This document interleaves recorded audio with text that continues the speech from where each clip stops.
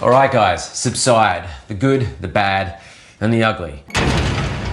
First off, how do you find the demo? Search for Subside, click on those three little dots when you're on the Subside page, and within there, it says demo, download it. Let me know if you do that and you still can't find it. All right, the good. God, the graphics are phenomenal. It's like kayak level. They're realistic.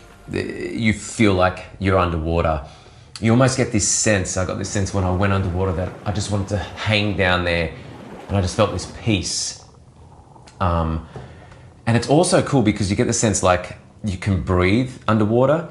It takes a while to trust it. It's so realistic that when I was under there, I was holding my breath and I had to remind myself that I could breathe underwater. If you're scared of water or you're not a great swimmer, just be aware going into this. It is realistic and it can trigger some sort of responses in you. More on that later. But graphics is great. The swimming physics is fantastic. It gives you that sense like you're underwater. I can't wait for the full version. I will be buying this, the full version for sure, if they fix this one thing that I'm gonna get to in a second. Oh, one thing I wanna say about how great this game is that you're wearing a scuba diving mask, and I mean, you're practically wearing that in a VR headset. It's just this great way of sort of getting you to forget about the friction points of VR. Yeah, you've got a big heavy thing on your head, but now it's a scuba mask. Great, I can forget about it. In fact, it'll put me more into the environment. The bad, you've probably heard people talking about feeling VR sick. Yeah, it can be intense. It wasn't too bad for me. I've been playing VR for a while. I'm probably average when it comes to getting VR sickness. I'm not that strong in the gut, but it wasn't too bad. I did find myself getting a little sweaty, a little off, but I think it's because of what happened during my playthrough, which I will get to. But I think the more you play the game, you'll probably get used to it. All right, the ugly. I felt like I was drowning in two areas. The first area was just when I was sort of playing around in the shallows, I sort of felt myself wanting a break. You know when you're swimming and you can't touch the ground, you just want to stand up, get the water down there, feel like you can breathe, look over, and then go back down. Well, I tried just to stand up and the ground moved down away from me and the water level just stayed with where my head was, which isn't here, it feels like here. So it feels like your mouth is just under the water level, which is actually really distressing, even in VR. Like you'd think it wouldn't matter, but like to remind yourself to be able to breathe while the water level's here is actually quite weird and a little triggering. It was like, geez, it made me feel sick. I wasn't triggered like I was gonna cry, it just made me feel like off. And I just thought, why would they do that? Why wouldn't they allow you to stand up and in at least shallow water and stand and have the water level, you know, maybe chest height, so you feel like you can get your chest above it, you can breathe, you can have a break. I think that's really important. Number two, when you find rocks and sort of flotation devices, you can't really pull yourself up onto them. Again, it kind of stops you. So you get this sort of panicky feeling like you're in a dream and you can't get to safety, where you're trying to pull up on a rock and just give yourself a second to rest like you would in these scenarios. And it sort of doesn't let you do that, which makes you feel like you're helpless. And then the worst part was when I was in a car.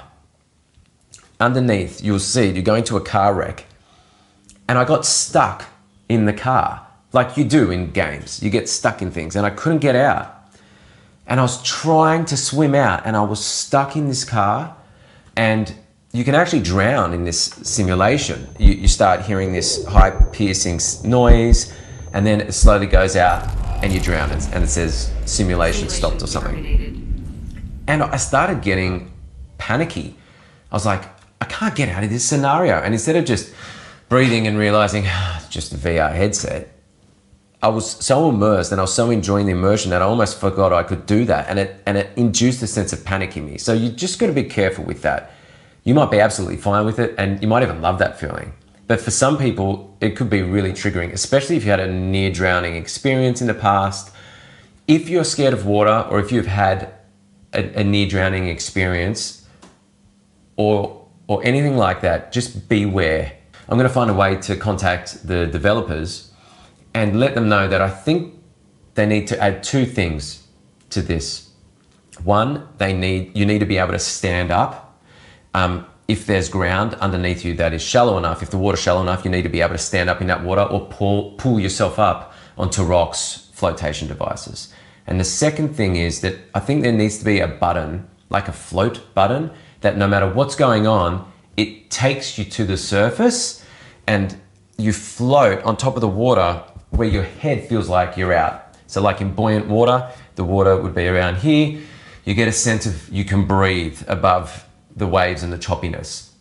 If I'd known there's that button and I get stuck and I click it, it's like a panic button. You go up, you find air and you can breathe. And I think that would be really important to make people feel safe in this simulation. Again, you may love that and you may love the realism. You don't have to click that button. But I think there's going to be a whole bunch of people who find this quite scary and uncomfortable. And I think you can build to a point where you don't need this button. And also, of course, you can just breathe or take off the headset. We all know that. But the whole point of this is to be immersed, right?